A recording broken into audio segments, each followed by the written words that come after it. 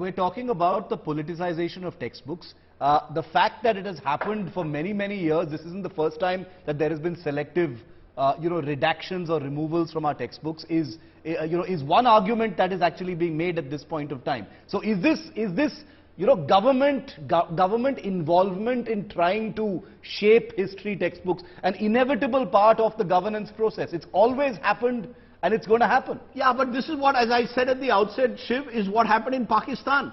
An entire generation, 2 generations of Pakistanis grew up only on hatred towards India. Today you will now create 2 generations of Indians who will only grow up on hatred towards the Musliman. Is that what you want to do? No, that's exactly what you want to do. That's the tragedy. You don't want to do guilt. You don't want to tell me the truth. It's not about truth and reconciliation. It's about propaganda. Guru Tegh Bahadur being beheaded is propaganda. No. Guru Gobind Singh Ji, and the 4 Sahibzades, is that propaganda? If we want to get into rhetoric, those 10 examples that Gaurav is giving, I'm sure they are true. But there will be 10 other examples where the Mughals have been inclusive of Akbar. There have been so many examples which have been taken out. So I'm not getting into that. The point is stating facts. I'm not going into rhetoric. This is also facts. It is rhetoric beyond a point of view. I am on facts. There is a point here, Preeti, that basic history, when you look at the Mughals, for example, you will see your book say Akbar the Great. You won't see any of these points being mentioned. So there is a slant He was a remarkable ruler. As was Shivaji, 40,000 Hindus. As was Shivaji, remarkable. As was Harshvardhan, as was Chandragupta Maurya. Prayagraj is a historic Vedic city. Prayagraj converted to Allahabad. Oh, what a remarkable ruler. I am so sorry, Rajdeep. Akbar was not great. Okay. Okay. So what you said that we've only known of Akbar the Great, actually no.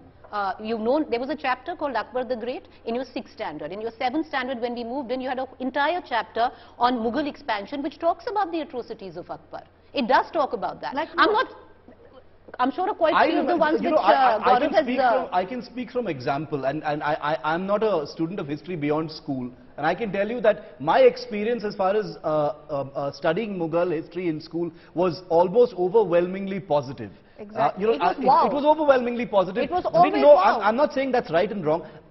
As we wind down this debate, Rajdeep, the question I'd like to ask is it wrong for those who are sensitive about history having been one-sided for so long? Are they completely wrong, or can you just dump it and say, listen, you can't allow propaganda to come into our text? All I'm saying is have a dialogue.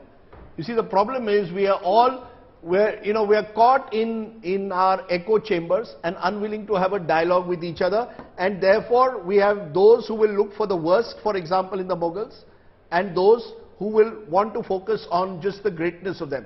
I'm saying history is complex. I was just this morning listening to a podcast of William Dalrymple on Bahadur Shah Zafar, and I learnt of he was a remarkable genius in many ways in what he did for culture and his role in 1857. Now, the fact is that we need, this city in which we live, Delhi, the huge contribution that the Mughals have made, are you going to eliminate them? Where are the big temples of Delhi?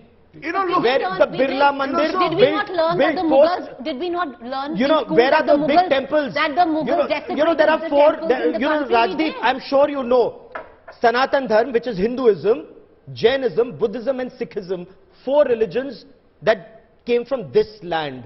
And there are no big temples in Delhi. The only negative connotation that we've learned in our textbooks about the Mughals is the word invaders. And I think it's the fact that they destroyed the temples, it's talked about in detail how each of these temples was destroyed by are we going to look at Hinduism's destruction of Buddhism? I also want to learn. I'm saying it's one speaking about the Mughals, so we're talking about it. But the reality is temples. I want to learn how our culture spread across so many lands. Rajdeep, have you ever? It seems that you only want history textbooks to be about Hindu culture. No, I want to be about Indian civilization. Have you heard of King Lalita?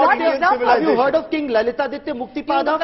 He spread the expanse of this empire. We don't read about him in our history. We can go on and on, settle scores.